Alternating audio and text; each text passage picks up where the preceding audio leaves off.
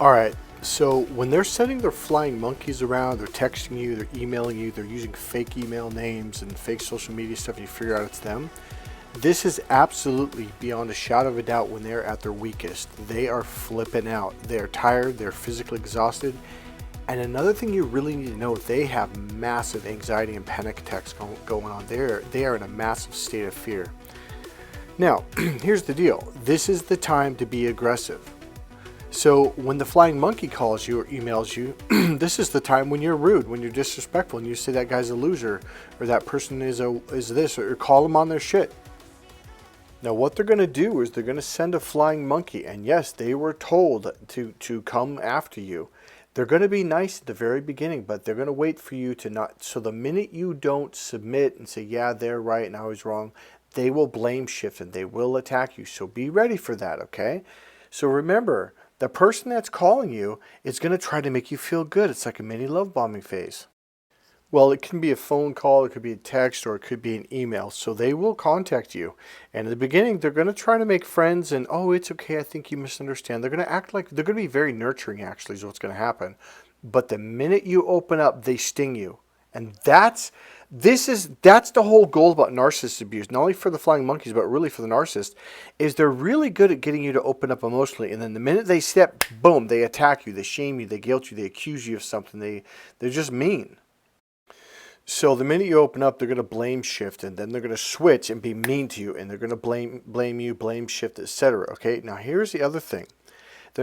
Odds are they're not going to just send one person. They're probably going to send one and then another, okay? So don't be surprised if someone suddenly calls you and you're like, wow, I didn't even know you had my number. Well, the narcissist gave me your number, okay? Someone that you weren't exactly friends. Maybe it was someone you met at the coffee shop, or maybe it was someone at the gym that they talked to or introduced you to. See, they're going to try to make you feel special. And I'm telling you, when someone like that calls out of the blue, put your protector on, because they're going to blame, because the minute you open up, they're going to sting you. See, the goal is to convince you that you're the bad person, that you're wrong and they're right. That's the whole narcissist thing. I'm right and you're wrong. I can and you can't. So that's the thing. They're going to be nice in the beginning. It could be the narcissist themselves, or it could be a flying monkey. And then they're going to try to make you feel special. And then the minute you open up, they're going to fucking, excuse my language, they're going to sting you. They're going to hurt you to make you physically feel like you're the one that's bad. And that, my friends, is how they do it. They make you feel special, they nurture, they love, and the minute you open up, they sting you. And here's why they do it: because your body feels bad. You feel really this shame and this hurt and this pain inside your body. So this is what a normal person does. They get an idea or thought, like, wait, am I wrong or are they wrong? So when you go inside to do what's called an internal check, and there's pain inside, that's what you get. And so you think, oh, I must be wrong. And it's a real solid feeling like, oh, it's me. No, it's not you. It was a tactic. They got you to sting you. So when you did your internal check, what you found was pain and suffering, and thus you must be bad and wrong. No, it's them. Now here's the deal. If you're dealing with a flying monkey, okay, so how are you going to know if you're dealing with a flying monkey? So first of all, if you're dealing with a flying monkey, be rude to that flying monkey. Tell them they're an idiot for following this person, blah, blah, blah, for coming to you. Here's the deal. Do not try to have a conversation with them. Do not try to get the flying monkey to be understanding. The goal of the flying monkey is to beat you down. It is to hurt your self-esteem and to make you feel shame and make you feel that you're the wrong one, okay? So that's why the flying monkey is there. They are not there. Now, they're going to come off as, oh, nice, because it's like a mini love bomb phase. They're going to be all nice and stuff. And if you submit, they'll be like, okay, well, I'll stay nice. But if you're not nice, if you don't agree with what they're saying, they're going to start cutting you down. What they're going to do is they're going to reverse blame shift. They're going to blame shift it onto you. No, you're the bad guy. Now, when they start doing stuff like blame shifting and trying to make you feel bad, like you're the bad one, you're the one that's wrong, that is absolutely beyond a shadow of a doubt how you know you're dealing with a flying monkey, because the flying monkey is going to be loyal to their narcissist. All right? What you do at that point is you hang up, okay? But make sure you tell that flying monkey what you think of the narcissist and stuff like that. But I'll tell you what, Do not get into an argument. Do not try to explain yourself. Just say, no, that guy is this, or that girl is this, and that. Screw them. I can't stand them. I don't know how you can stand them. And then just hang up. Be done with it. Make it quick and get out. So the reason why you want to tell the flying monkey, like mean things about the narcissist and why you don't like them and what's wrong with them and blah, blah, blah, is because they're going to tell the narcissist, and now that is going to sting the crap out of the narcissist. Well, the problem is the narcissist is going to have to put up like a cold front, act like they're not hurt in front of their freaking flying monkey. And on top of it, the flying monkey has been beaten down by the narcissist for a long time, and they have a sense of revenge or hate. So when you go on the attack, they're actually grinning inside, and the narcissist loses face. So you humiliated them in front of their flying monkey. If you really wanted to, you could actually take over the flying monkey and pull them into your ranks as one of your soldiers. That's another story. It's not something I would recommend because you're dealing with a very low vibration, low level person, but it's very possible. So essentially the experience will go like this. Let's say they email you. They're going to be nice, oh, blah, blah, blah, and oh, there must have been a misunderstanding. They didn't really mean that, or you misunderstood. It's always like, it's you. You misunderstood. Man, I really got pissed when they wrote that down. So I said something back to them. No, blah, blah, blah. This person's a jerk. They're a dick. They did this, blah, blah, blah. And the person that was messaging me that I'm talking about right now, they were the one that had pointed out a lot of the messed up things this person did to me. And that's why I said, hey, you're the one who pointed all of this stuff out again and again. Like, what are you talking about? And oh, no, I didn't. No, they'll go into denial mode, and then they'll blame shift. And that's the thing. The minute they come back being rude, boom, block them. Okay, so if it's in a conversation on a phone call, you should only be on the phone with them for 2 or 3 minutes. Do not, you tell them what you think of the narcissist. You say some mean things, some rude things, disrespectful, and even tell this person that you think that they're an idiot for even calling on their behalf or even dealing with them, okay? And then boom, you hang up. And then you block the flying monkey, okay, on everything. So now you've got the flying monkey blocked. You've ghosted the flying... you've ghosted and blocked the narcissist, and here's what happens. Okay, you know how when someone like ghosts you or just like says something, doesn't let you get your response, and it kind of drives you nuts? It's gonna flip them out. Now here's what's gonna happen. The narcissist is gonna be like, well, you were supposed to be nice to them, and you were supposed to get them to come back. He's gonna totally blame the flying monkey. Okay, and there's going to be a screaming match going on. There's going to be, they're just going to tear each other apart. Okay, and all you do is just stay out of it.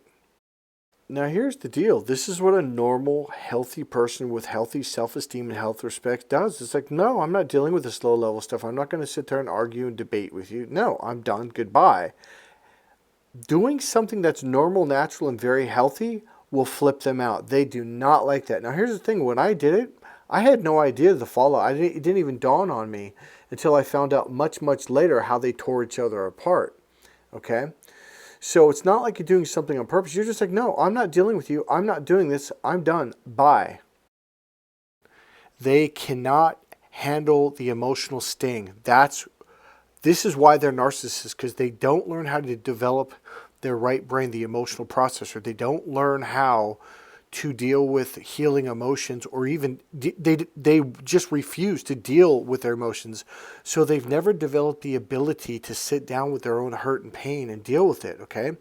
Now you might think, oh, Mike, you're being really mean. No, not really. Because if you're nice to them at this point, they're going to keep hoovering you. They're going to keep coming back. They're going to keep stalking you. They're going to do some fucked up shit, like really, like stalking you at nighttime. They're going to tell your friends, talk behind your back. They're going to go on the attack. This is the time to really sting them.